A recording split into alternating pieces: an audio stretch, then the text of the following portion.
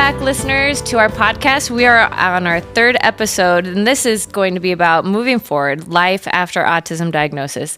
My name is Tiffany Herlin. I am your host, and we are continuing our conversation today with Allison Jenkins, who is a licensed clinical social worker and also the clinical director at Oasis Ascent. Please remember that this podcast is not a replacement for therapy. Please always seek a mental health professional for your situation. Okay, in today's episode, we're going to be discussing about how an autism diagnosis is just the beginning. We'll discuss how it shapes therapy, school, and relationships, and why a strength-based approach is so key to success, right? So let's dive in. Okay, great. So how does an autism diagnosis change the approach to the therapy? Yeah, that's a great question. It's interesting because there's a myth out there that DBT does not land on kids on the spectrum. Yeah, tell us more about that, because it's always paired with borderline personality. Yes, and if you think about it, if the symptoms are the same, why wouldn't it, right? I feel I'm like going right there with you. I'm Yeah. like, it's got to align great because they're black and white thinkers. Yep. They don't have these skills. They don't have the tools. Yep. They're not wired to naturally use these coping skills, and so they'd be perfect for them. Mm-hmm. They're very black and white a lot of the times. They love the acronyms. I truly believe DBT is very good treatment for girls on the spectrum. And I've seen it work. We've actually at Oasis, we've designed a DBT diary card that will track like special interest perseveration, how long they're spending on that during the day, how much they're thinking about their special interest. Also, like when they're having shutdowns, after they've masked all day or after they've done, activity after activity after activity, and then maybe they go to their room and just zone out for 30 minutes. So we're tracking all of that for them and helping them understand what skills work, because, with DBT, any DBT, you have to focus on what works. And so, teaching them the skills, and then when one lands, that with their rigidity, they will use it every time. That's the great thing about kids on the spectrum is if you give them something concrete, and as soon as they grasp it, man, they are honed in and they use it almost to, a rigid fault. Yep. And they're so good at finally figuring out what those rules are once they get them. Yes. When I'm feeling like this, I'm going to do this skill. And it's like just becomes like hardwired. It's like when I'm feeling heightened emotions, I'm going to do this, and it's very concrete for them. And so I really believe DBT does help kids on the spectrum, even though there is a myth out there.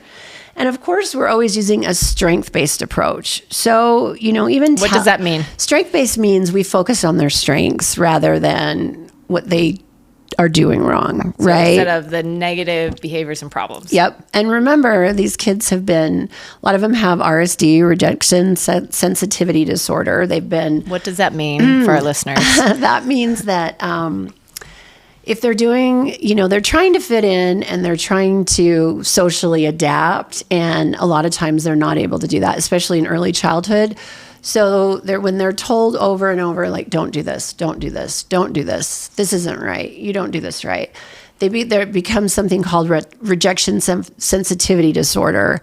And then when they turn into adolescence, they still carry this, right? And so another reason, they may be being prompted to go to school, right?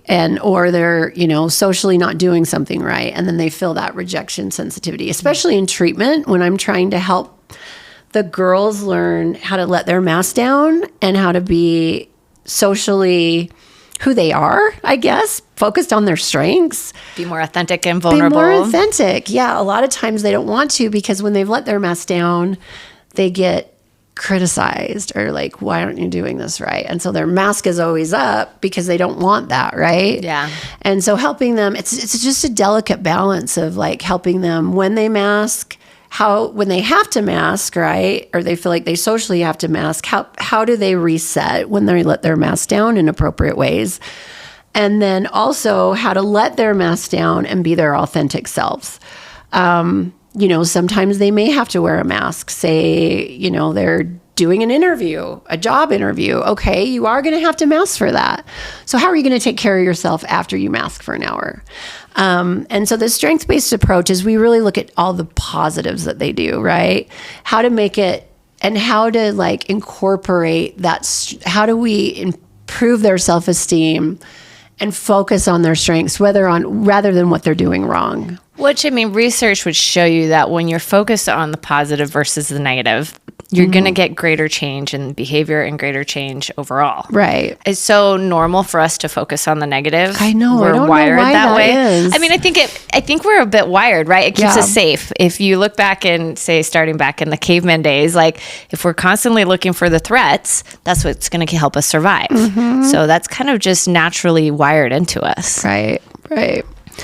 And I think too, like, remember, as parents out there, you know, the progress can be slow. It takes, you know, these kids are stuck in their routines and they're very rigid, and change is hard for them, right? Transitions, change. And so really focusing on the positive, like at Oasis, you know, we might have a student that doesn't wash her hair for a week and then comes to me and says, hey, you know, and I really want to wash my hair. Okay, let's negotiate. Let's maybe twice a week. Let's start with twice a week. Let's do that for 2 weeks. And that's a win, right? Yeah. So you're always looking at the small wins. Yeah. Like no matter how small they are. No matter how small they are. And then you're positively reinforcing those small wins. And that is how you get traction, right? It's like, hey, even something like, you know, they may not go to school, but they got out of bed and made their bed and, you know, are trying to do online school. That's a win, right? So focusing on the positives, and just remember, like, sometimes it can be 2 steps forward, 1 step back, 1 step forward, 1 step back, 3 steps forward, 1 step back. And so just remember the trajectory and the treatment. You know, you want to reward the positives. And then if there is a setback, just, you know, positively reinforce, like, yes, you had a setback, and let's get back to, you know, our goals. I think this approach can be so hard, especially for parents, because the negative behavior, the things they're doing wrong, is so blatantly in their face and constantly something they have to that they're constantly seeing and dealing with, and the consequences and the repercussion, all that. It's hard to shift this mindset of really focusing on those positives. And I think some parents, how do you help parents when they feel like, well, are we rewarding the negative behavior? Yeah, that's a good question, because I think, you know, if you think about it and the function of the negative behavior, right, then you get some empathy around it, right? And then you, as parents, you start to understand, like, maybe they're not doing this because they're just being oppositional. There's a function behind it, like wearing the same clothes for 3 days in a row. Okay, well, or, you know, like not washing your hair, or acting out, right? Acting out at night. There's a function behind it. So if you find out your kid's on the spectrum and they come home from school and they have a big outburst, instead of criticizing, talking to them and saying, wow, you must have masked all day. You're coming home right now and you're really dysregulated because you're letting your mask down. So how do I support you? What do you need right now? Instead of like, oh my gosh, great, we're going back to old behaviors. Yeah. I can't believe it. You need to go back to treatment. It's like stopping and pausing and just being like, how do I support you in this moment? Instead of taking it as a loss or a regression, look at like, wow, you must have really had to mask hard today. Tell me what that was like. Yeah. Well, so that takes an extra step for parents, is to be curious. Yes. Rather than reactive. And judgmental, right? And judgmental. Yeah. And I even do that in my own parenting. There's times where, you know, my own kids may come home and they may be short and moody and rude with me. And I'm at fault. There's times where I'm reactive to that. Like, hey, that's not, like, talk to me a little nicer. And hey, why aren't you responding? And you're in a bad mood. But when I stop and take a step back and say, hey, are you okay? What's going on? And even if I'm fine, you know, and the door shut in my face, when I'm curious and I approach them with love and kindness and empathy, that's when I get that let down. That's when I get the real emotion that breaks through. And it's like, oh, I had a really hard day. And then one of them might start crying and telling me about it, where if I hadn't stopped and been curious, I would have never gotten that information. And we would have just been fighting with each other and at each other's throats for the rest of the night rather than making any progress. You're 100% right. 100% right. Yeah.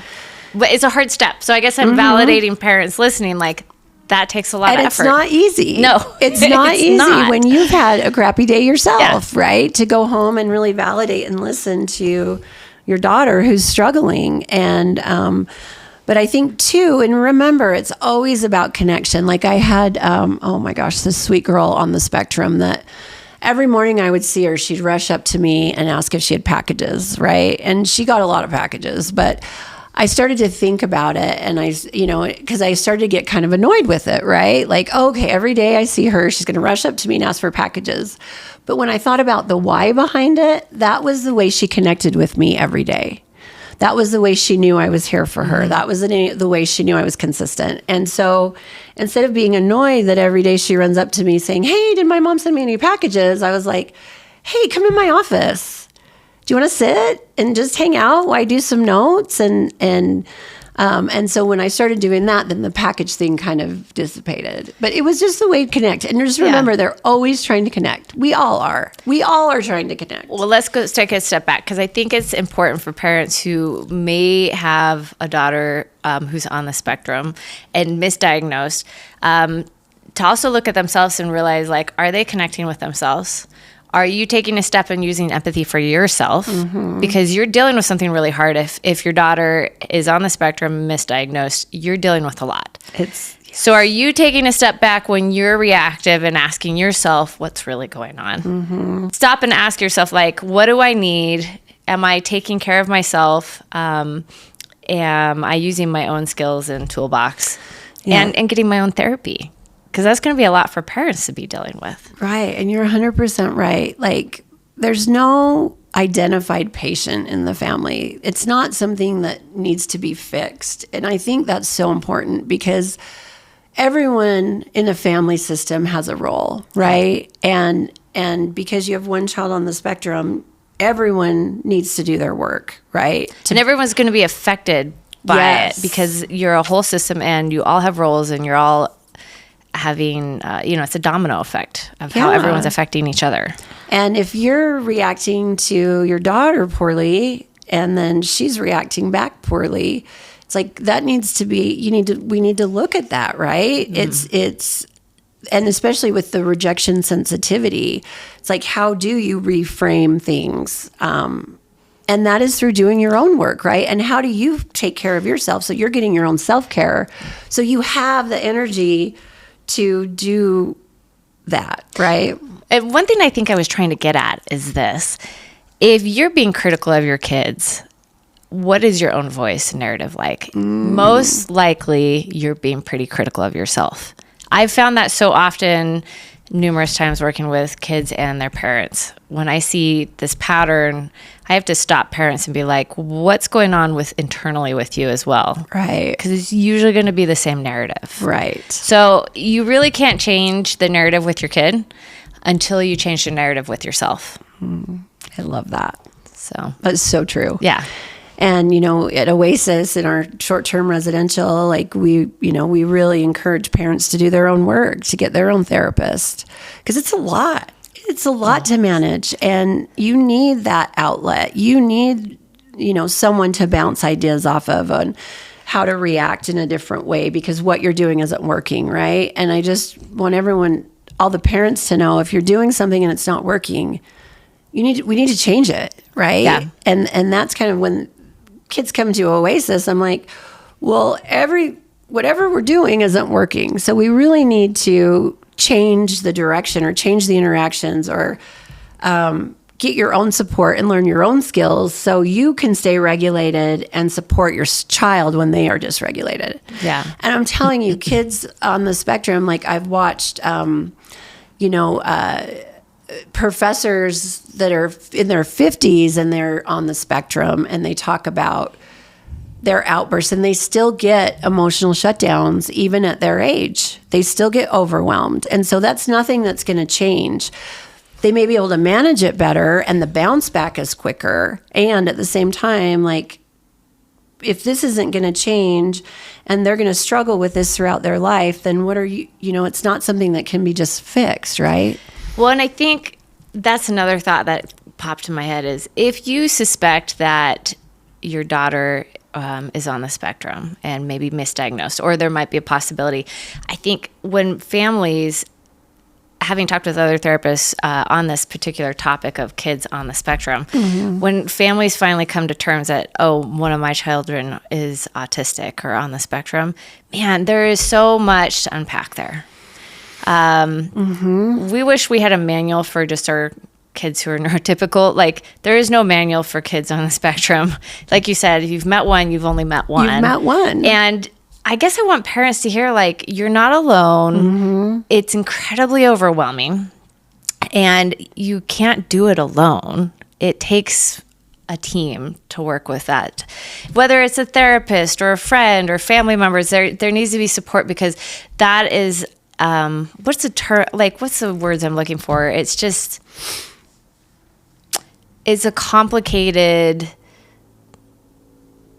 challenge as a parent. Yes, it's very complex, right? Yes, that's what I'm trying to get at. Yeah, and especially when you have a child that's diagnosed at 15 or 16. Yeah, especially when they're late diagnosed. And I think that's the problem is, like, boys are getting diagnosed when they're younger, right? Yeah, you can diagnose pretty young. Yeah. Right? And babies, I want to say, there's certain tests that they can do. Yeah. So if you're getting to the stage that, your daughter is 14, 15, 16,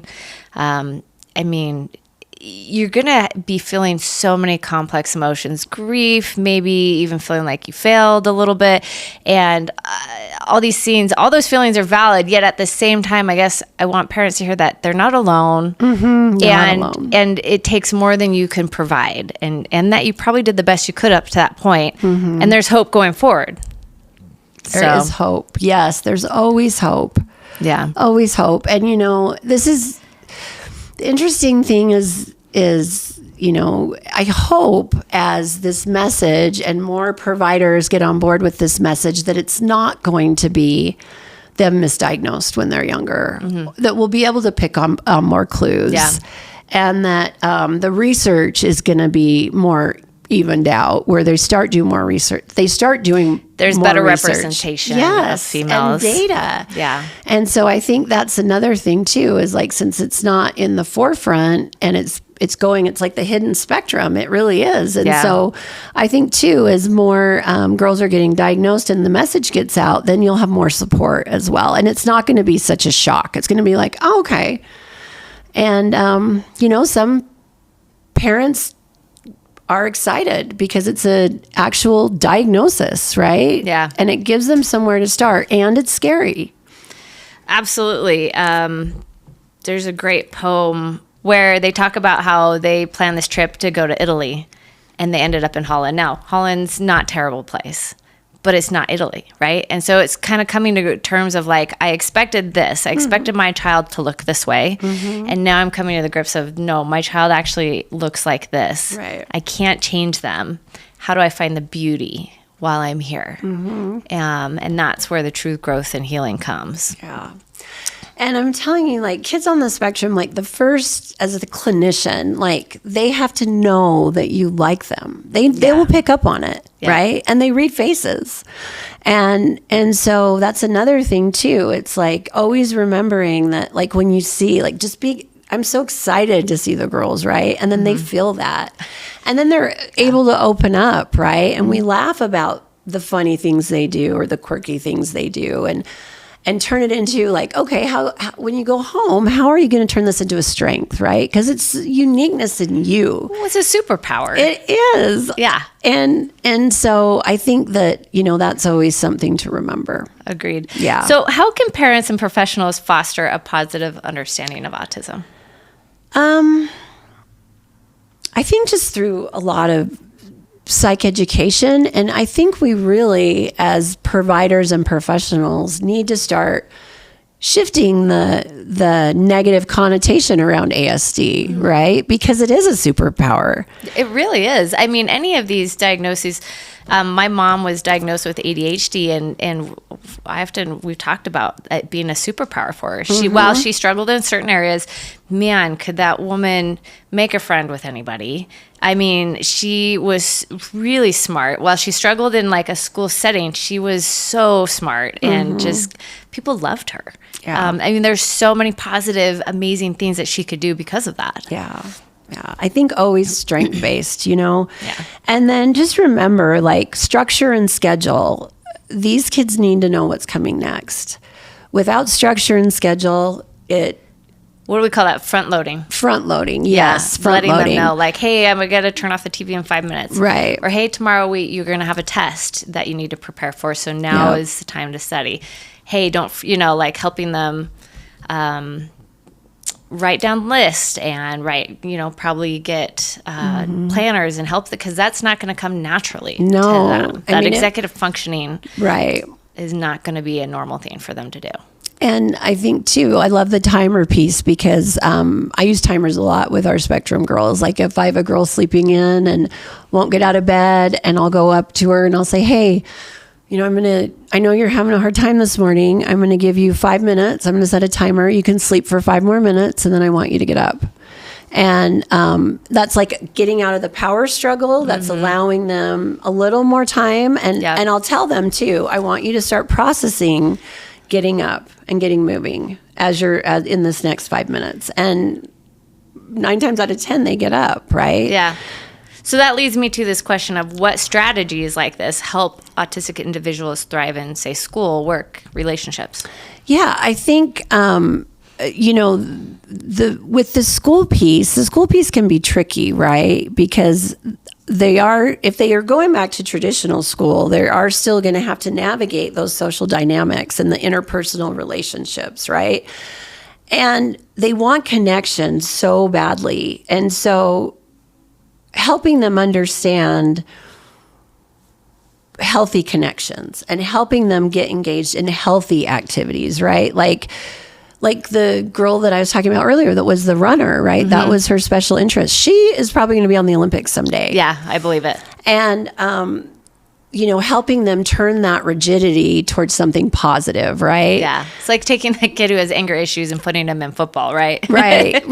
Kind of thing. Yeah. And once they pick up on it and they're good at it, and then they start building mastery at it, that builds their self-esteem. And then they have a healthy community, right? A healthy community to connect with. And then they're on a team.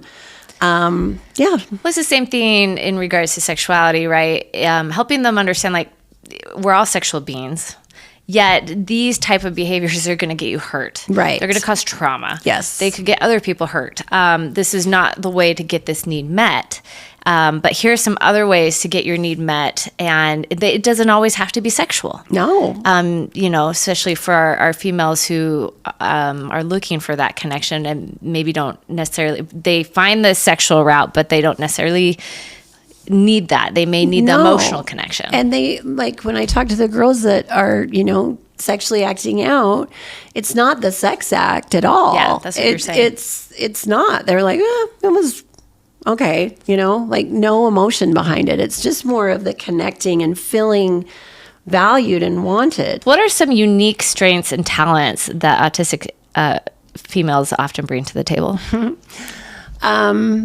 Super smart, most of them are really smart, really, and if you think about how hard it is to mask in all these different situations, think how smart you have to be to pick up on that. That's with true. your neurodivergent brain, and you're still reading the room kind of in a way, and managing your anxiety at the same time, and managing your anxiety and trying to say, so they're super smart, very funny, oh my gosh, just so many strengths. Like, I just, when they're very empathetic too. And I think, well, that's funny you say that, because most people say they can't be empathetic. Yeah. And that's a myth. I think that sometimes, like, I've had girls that, like, if one of their friends is really down, then they feel sad because of it. They're very empathetic.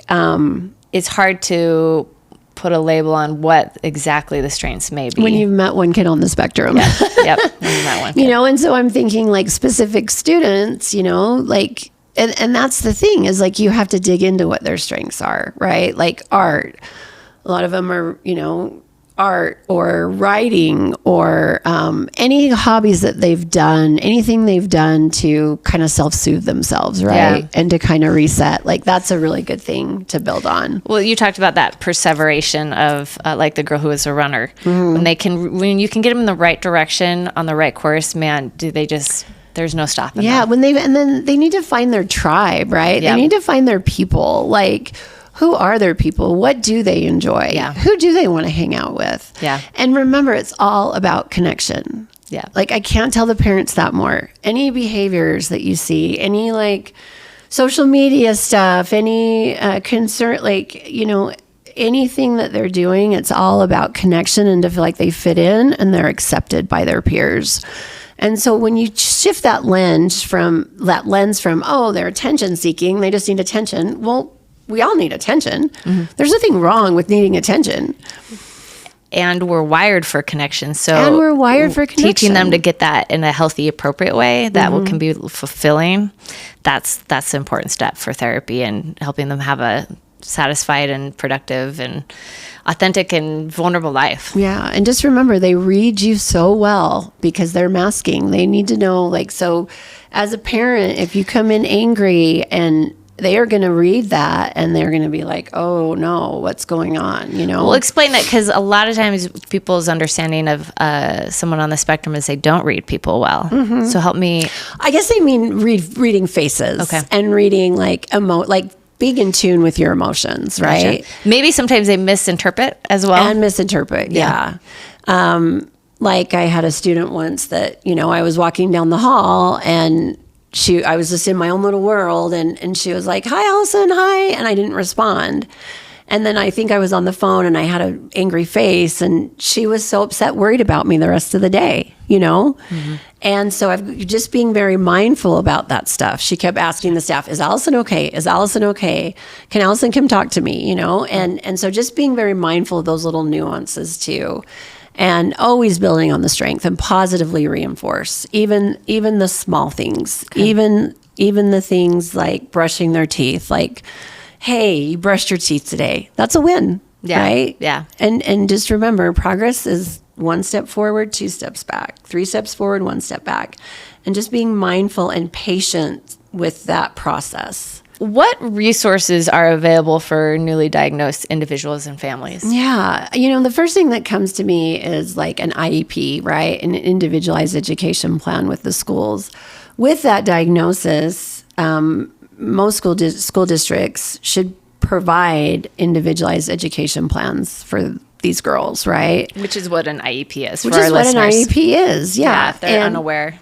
I think, too, there are a lot of specialized schools that, smaller classrooms, not a lot of distractions, abilities to take breaks if needed, one-on-one individualized attention, and the support that they need in the classrooms, like a lot of self-soothe, sensory things. Some maybe even have sensory rooms or sensory deprivation rooms. Am I saying that correctly? Yeah. I know that here in Utah, Salt Lake just opened. Did you know this? They just opened a sensory-based room at the airport. Oh, no, I did not know that. I just saw it. It looks so cool. That's amazing. I know. And I think, and these girls, sometimes they have never really leaned into some of those sensory things, right? Because they thought, oh, my friends don't do it. It's weird. Yeah. Why I'm the one carrying my stuffy around still, and I'm 13. My friends don't do it, but it's a support for me. Okay, weighted vests are the new cool trend when you're walking. You don't even have to be on the spectrum, and that's like a big thing nowadays. So it's like grounding and anyways. So I mean, I think it's becoming a little more mainstream for those kind of things. And day treatments are great, especially for a kid that's like been struggling in school and struggling at home. I love day treatments. Day treatments, they require 4 clinical hours a day. Okay. And then they usually do 2 hours of school. But I'm telling you, the structure and the schedule, like if you have a kid on the spectrum, plan out the full week, plan out every hour of the week, give them lots of breaks and free time, give them the schedule. have them keep it and put it on their wall so they know what's coming next and they know the expectations. So front load, front load, front load. And then finding a clinician that is specialized in autism, right? Yeah. And so I'm asking this for our listeners. Is there a particular training or license they should have? I don't. Yeah. I mean, there isn't. There's right? not. Yeah. Right. I mean, so what should they be looking for with a therapist? I think it's about connection. And I think you need to look for someone that specializes in autism that you think your child would connect to. And someone who has experience with it. And has experience, yeah. Because, like I said, if you're sending your kid to a therapist and the kid doesn't feel like the therapist likes them, then they're not going to talk. And that's so important, right? So knowing, finding a therapist that can build good rapport. Because once you get the trust, then you can challenge them. And that's what I love about these girls. It's like building the trust with them. And when they know you're reliable and you're going to show up and I'm going to show up every day to get your packages, right? Every day I'm going to be here regardless. And so then I can challenge them and say, hey, you're sleeping in. I need you to get up right now. Or I'm going to give you 5 minutes to sleep. But then we got to start our day. And they're like, okay. So it's all about the relationship and the connection. Yeah. And so finding a therapist, like I don't care if this therapist has been practicing for 30 years and is specialized. If they're not connecting with your child on the spectrum, then it's not going to work out. Well, that's for any therapy. Research has shown that relationship is so key to actual change. It doesn't matter what type of, what license they have. What really matters is the relationship and the connection you have with them. Yeah. And I loved also taking a step back. You mentioned there are specialized schools now. Yeah. Charter schools, depending on what state you live in, there might be different resources, but they're putting them in a neurodivergent group. They're with peers who are going to have similar traits and similar struggles and strengths, and will be more empathetic and understanding to them. Yes. Rather than making fun of them and isolating them. Yep. That can be hard with girls because they want to be with the cool kids. That's true. Absolutely. They do. And they don't want to be special and they want to be in special ed. And so that can be a challenge itself, right? Yeah. Because they do want to be like the popular kids in a way. Well, so then another option too is there are support groups out there for not only your kids, but also for parents. Finding ways, we don't know necessarily what's in your community that our listeners are in, but you can get on certain social media platforms and find these groups, find resources, find a therapist or a social worker, someone in your area who can direct you in the right direction of where to get this help and the support. So they realize they're not alone. They're not alone. Yeah, you are not alone. As much as you feel alone, you're not alone. There are people out there that want to support, and especially parent support groups are really important. Yeah, because you're with a bunch of people that are going through the same thing as you. So if you can find a parent support group, that's very powerful. Yeah, I think that's the message I really want to end on for our parents today on this episode is that, and not just parents, but anyone listening in, is that you're not alone. There is hope. And the more you can turn inwards, if you're struggling with this and you have someone you love or a daughter or, anyone that you're working with, that may be misdiagnosed and is on a spectrum, first take a step back and get your own support and help. And then you can get on the right course to getting them the right support and help as well. Yeah. It's like the story on the airplane. If the masks come down because there's a crisis, you've got to put your mask on first before you can save anyone else, right? Absolutely. So put your mask on. Yep. And we'll have the girls take their mask off. Yeah, exactly. Is there anything else you'd love to leave with our listeners? No, just, I think just reframing it in your mind as it being exciting and new and that now you finally have answers and moving forward. I know there's a lot of grief, like you mentioned earlier, that goes into a late diagnosis and at the same time, embrace the new because it's not going anywhere. The sooner you embrace it and accept it and lean into it, the happier you'll be and the happier your child will be. Yeah, you got to find beauty in that place of Holland, the tulips, the culture, everything that comes with it, the food. Yeah. It may not be what you thought it was, but there's still beauty there. Oh, so much beauty. Yeah, maybe even more than you expected. Yeah.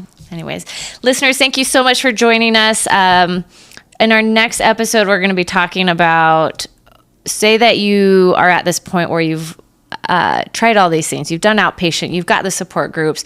You think they may be misdiagnosed. You were missing the piece. Your child is stalling out in therapy, whatever the case may be. Anything that we've talked about, if it's resonating with you, and you're feeling stuck and you need to know what's the next step. What can I do to get a proper assessment? And being home is not working right now. So we're going to be talking about residential, getting the proper assessment, and what is the next step, and how do you know you may need it. So stay tuned. Thank you again, Allison, and we'll look forward to talking to you about that next. Thank you.